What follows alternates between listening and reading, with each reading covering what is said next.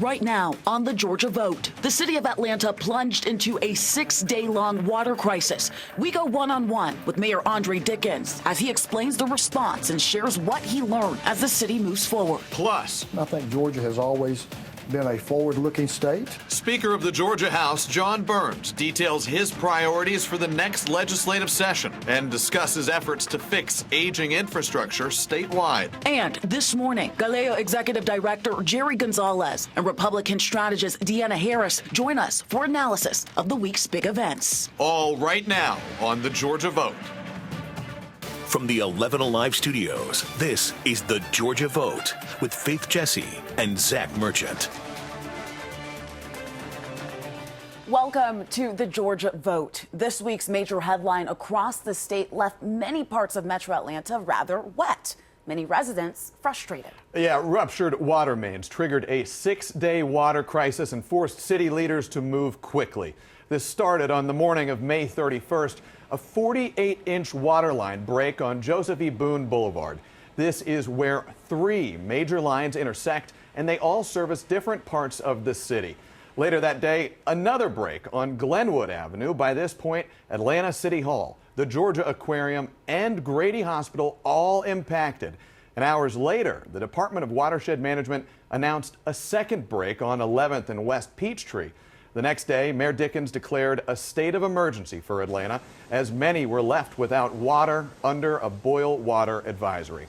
A day later, another break, this one at the intersection of Euclid and North Avenues. That one was fixed within 2 hours, and this past Monday, crews delivered a new pipe to replace the broken one under West Peachtree. It took another day for it to be installed. Water service finally restored on Wednesday, and by Thursday, city officials lifted that boil water advisory.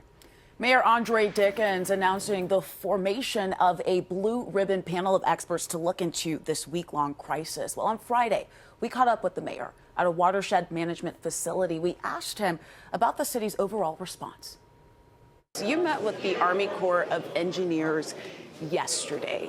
You mentioned that they were coming to help you all assess, develop a plan. Was a plan developed? Yeah, so we called and asked for help from the Biden-Harris administration, and our 2 senators, Warnock and Ossoff, were able to help us get the Army Corps of Engineers to come here, and they're on the ground now. So for the last 2 days, they've been taking notes and doing assessments, and it's going to take some time for them to finalize a report, but they are working fast. I'm impressed by the conversations we've been having. My Chief Strategy Officer, Peter Amon, has been working with them day and night to get plans together. So we're going to have our preliminary set of things that we're going to work on starting next week, and then we'll put our blue ribbon commission together, which is going to include individuals that have experience in water, because we're going to take a plan and make it a strategy, and then we go towards implementing it. Is there a timeline of when we could expect a plan from the blue ribbon committee? You said you guys are meeting next week.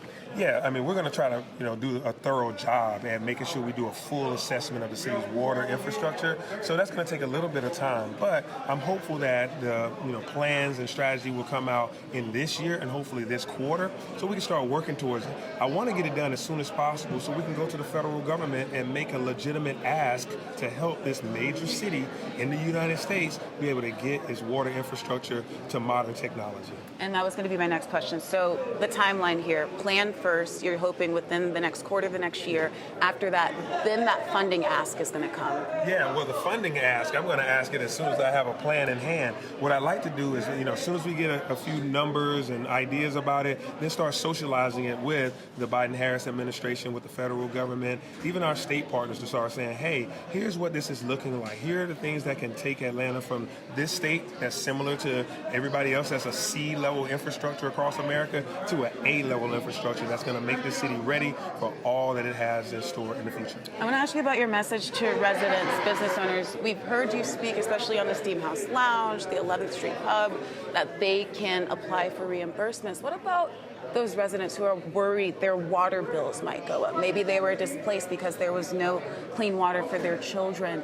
What is the city doing? Is there a portal that they can apply for help, anything like that? Yeah, because this thing just happened recently, we are already working towards helping residents, just like we've already come up with a plan for businesses. Small businesses, we put together a $5 million fund that they can tap into to say, hey, we need some help with lost wages or employees that might have been displaced for 3 or 4 days, given that the restaurant or business may not have been able to open due to boil water advisory. And so we want them to apply, so we have $5 million for that. Now we're working on residents. What can we do for residents that were in a boil water advisory for 3 or 4 days? How do we help them? And so we're planning, just as we were out here trying to fix broken pipes, and now we got the Army Corps engineers and we got our committee. All of this stuff, every day we're working on it, and now we're going to come up with a plan for citizens. And so stand by, stay tuned. It's forthcoming. We're only just a little while away from when it happened, but I think in the near term you'll be able to see us come up with something. We're talking about miles of 100-year-old pipes. You inherited the situation. The pipes were installed before you or I were born, right? Right. But still, and you've said that it is not your fault, but your problem. Yes. Can you ensure residents that something like this, of this magnitude, won't happen again under your watch? Yeah, so this is interesting. Yesterday, someone sent me the 1921 purchase for the pipes that are at 11th Street from the Atlanta City Council in 1921. So it's legitimately, these are 1920s, 1930s pieces of infrastructure that we have to start looking at on a routine maintenance and replacement schedule. And so yes, as stated and as people stated across the country, these aren't today's faults. These are the faults of decades. But now, this is my problem to try to solve for this city. And I'm committed to it. We're working hard on it. We're bringing, the smartest experts that we can in the nation and those that are locally here to Atlanta, so that we don't have a catastrophe and that we don't have an issue like this that will ever happen again. And you can watch this full interview on 11alive.com. Plenty more coming up. We sit down with House Speaker John Burns and hear his response to Atlanta's recent water woes. And later, our voice of the voter is no stranger to local politics. Find out what's driving his selections at the polls this year.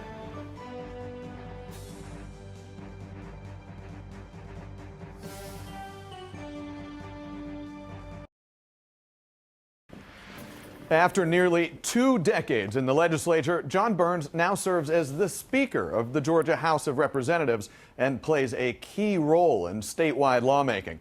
I sat down with the Newington Republican this week to hear his thoughts on some of the biggest issues across Georgia. Mayor Dickens recently said it was a wake-up call to the state of some aging infrastructure in the city.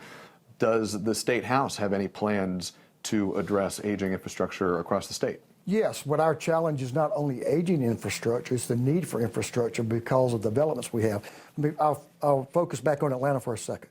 Mayor Dickens has done an absolutely fine, wonderful job of managing this city through in his early tenure as mayor, as in a way that's he's handled it remarkably well. And certainly I appreciate his leadership here, appreciate his friendship. Infrastructure in cities and counties across our state and around this country certainly are a challenge. They've been in place for many years, and with our good fortune of developing good jobs and being a wonderful place to live, stresses that infrastructure. The General Assembly and the governor we've invested billions of dollars in infrastructure across the state. In your view, what is the biggest challenge facing Georgia right now? How do we handle all of our success? The opportunity to ensure that we have a workforce that's in place to handle the challenges of the 21st century, to handle these great opportunities we have that we see in the number of jobs that we need in the private sector, that we need in the healthcare sector, educationally, and continue to motivate our folks to our citizens to reach for a better lifestyle. The heartbeat bill is now in effect in Georgia. It bans abortions in most cases after about 6 weeks of pregnancy. Do you support Georgia's heartbeat bill? I do. I support the right to life, and I believe we've struck a balance here that is, the heartbeat bill is not satisfactory for those who believe that life begins at the point of conception. We understand that, I understand that, but we also have, we also know that there are other folks that think abortion could occur at any time during a pregnancy, even up to the point of birth. And I certainly very vehemently disagree with that. What do you say to critics who argue that it's not the place of government to legislate how people access medical care? Well, I think it is a, I'm not exactly answer your question exactly what your intent is, but I would say that health care is a part of government because, and it's part of the function of government because you and I pay taxes to the federal government and to the state government to ensure that those less fortunate than ourselves can have health care, and that we're providing some, we're providing some care for all Georgians, and we're doing just that. And I believe that I think that is one of the functions. And we've just finished a robust conversation on providing the access to good quality health care in Georgia with our certificate of need revisions that haven't been addressed in years. So we're, and certainly in our educational opportunities to ensure that trained healthcare professionals are available for Georgians no matter where they live. All of those things are not just a sole function of government. It's a partnership on the private side with Mercer University, a private university that helps provide physicians. And certainly those are the type of things I believe there's a combination of effort to ensure that we get things done. And it's a combination of private and public. When you look ahead, what is your biggest legislative priority moving forward? Continuing with our health care initiatives that also embrace mental health. It's been a big priority for us over the years, and certainly we continued that. Certainly public safety will continue to be front and center. Education.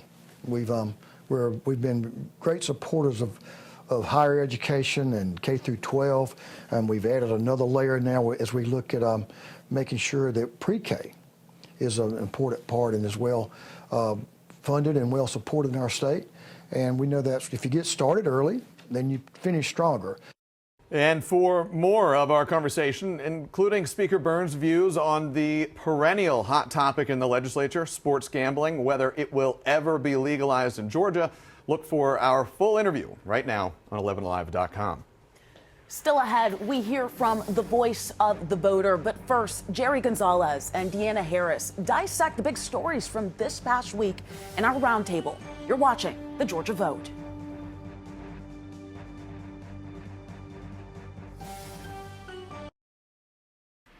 Welcome back. It is time now for our political roundtable, and today we have Republican strategist Deanna Harris.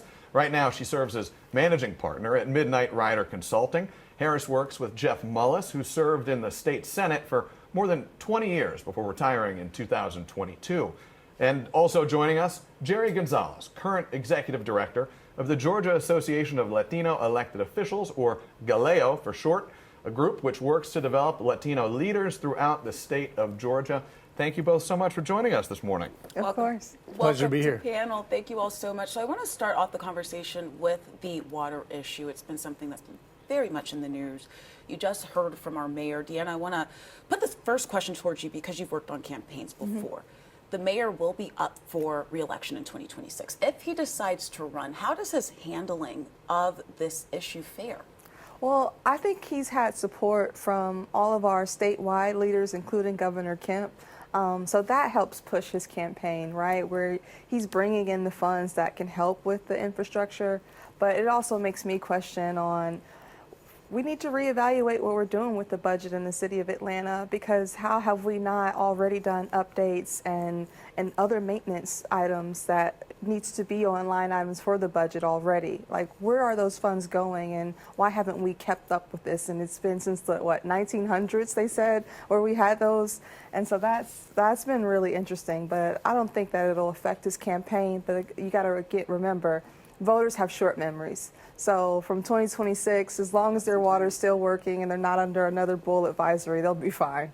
And talking about these infrastructure issues, we saw a real flashpoint of it in Atlanta with this nearly week-long water crisis. But we also heard from Speaker of the House John Burns saying, look, infrastructure is a statewide and in many cases a nationwide issue. Jerry, I want to ask you, you work on recruiting candidates to run for office, recruiting Latino leaders and future leaders. When you're in that process, I'm sure they come to you and they say, look, I'm interested, but there's just so much unexpected that could happen. What kind of advice do you give potential candidates for handling these sort of black swan events? Well, these are important issues that we need to deal with, and these are the basic issues that government really needs to deal with.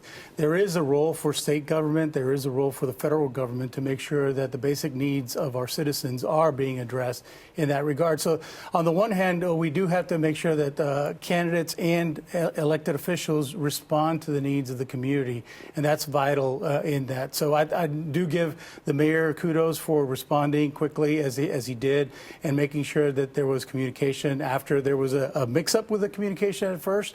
But I think addressing the issue and moving this forward is important, and planning for the future is vitally important too.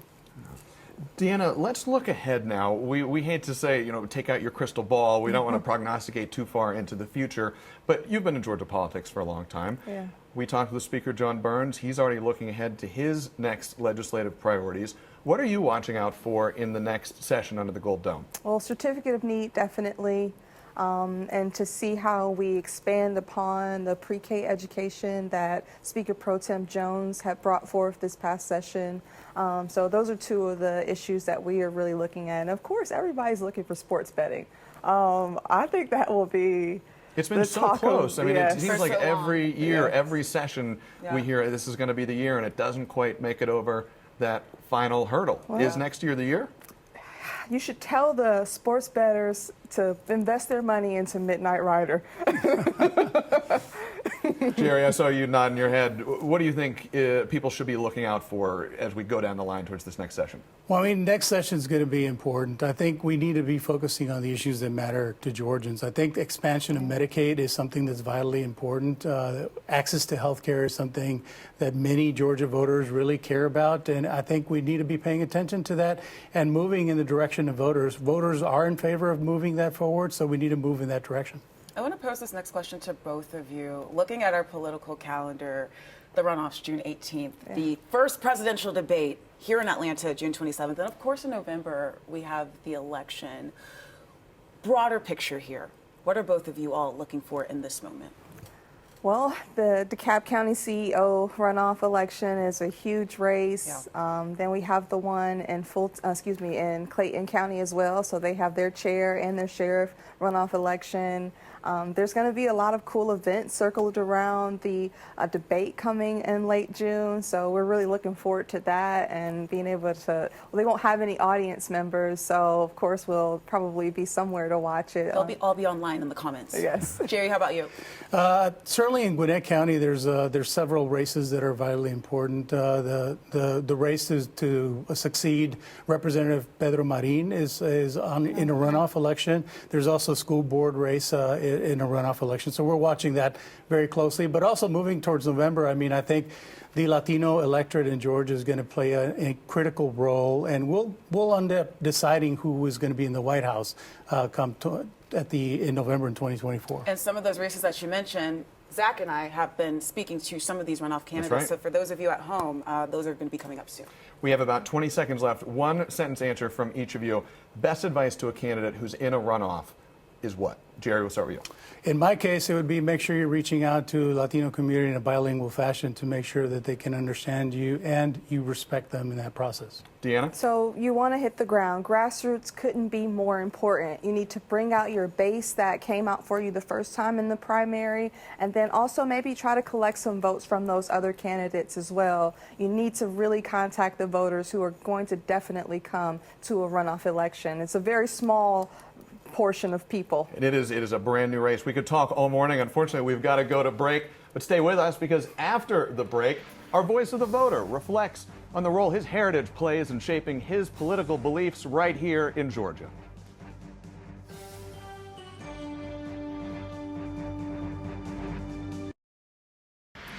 Well, you can't have the Georgia vote without Georgia voters. That's why we go to where you are to hear your own words to what matters to you most. So we caught up with our voice of the voter this week. His name is Devin Barrington Ward, and we caught up with him outside the Fulton County Government Center. So it's not a question of if this happens again, it's a question of when. So Devin, you walked this path a whole lot Yes. to get to the Fulton County government building. What is going through your mind as you're preparing to speak in front of people who could potentially get lost chain? Yeah. When I'm walking into the government center or City Hall or the state capitol, I'm constantly thinking about what is best for my neighbors. That when I go back home and I see my neighbors, old or young, that whatever I spoke about, whatever I accomplished here, that they could be proud of it. Good morning. My name is Devin Barrington Ward with the Black Futurist Group.